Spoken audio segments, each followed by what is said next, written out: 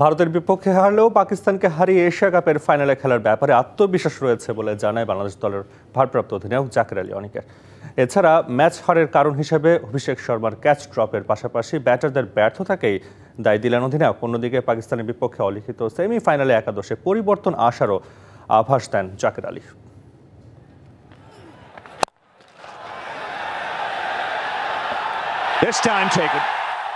Super ফোরের ম্যাচে ভারতের বিপক্ষে সম্ভাবনা জাগিয়েও পারল না বাংলাদেশ। জাকের আলী অনিকরা ম্যাচটা হেরে গেল 41 রানের ব্যবধানে।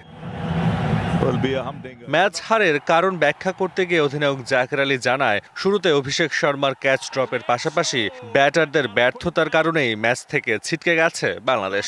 এছাড়া সাইফ হাসানের ব্যাটিং দৃঢ়তারও প্রশংসা করেন জাকের। আমরা ভালো এক্সিকিউট করতে পারিনি। আপনি যদি আমাদের লাস্ট কাপল অফ ম্যাচ দেখেন, আমরা কিন্তু মিডল ওভারে খুব ভালো ক্রিকেট খেলেছি। আজকে পার্টিকুলার দিনে আমরা ভালো করতে পারি নাই as a batting unit. Saif Hasan খুবই ভালো করছেন।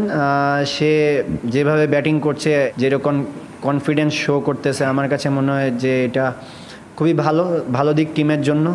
ভারতের বিপক্ষে হেরে যাওয়ায় পাকিস্তানের সাথে ম্যাচটি এখন বাংলাদেশের জন্য অলিখিত সেমিফাইনাল। এই ম্যাচে যে দল জিতবে সে দলই খেলবে এশিয়া কাপের ফাইনালে। এমন সমীকরণে পাকিস্তানকে হারাতে পূর্ণ আত্মবিশ্বাস রয়েছে বলে জানায় ভারপ্রাপ্ত টি-20 অধিনায়ক। আমাদের বোলিং ওয়াইজ আমরা খুব ভালো করেছি, ব্যাটিংও আমরা ভালো করেছিলাম। এই টুর্নামেন্টে আমরা ভালো করেছি, তো আমাদের ব্যাটিংটায় ফোকাস করতে হবে। ম্যাচ জিততে হলে অবশ্যই ব্যাটিং ভালো করতে হবে।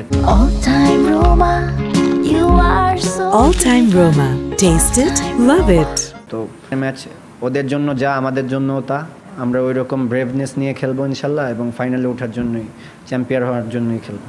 ভারতের বিপক্ষে একাদশে 4 পরিবর্তন নিয়ে মাঠে নামে টিম বাংলাদেশ। তবে পাকিস্তানের বিপক্ষে ম্যাচে আবারও একাদশে আসতে পারে পরিবর্তন। এছাড়া ইনজুরিতে পড়া লিটন দাস সহ তাসকিন আহমেদকে ফেরানোর আভাস পাওয়া যায় জাকেরের কণ্ঠে।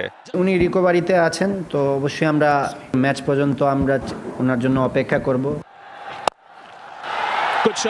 তাসওয়ান নাফি, ডিবিসি নিউজ ডেস্ক।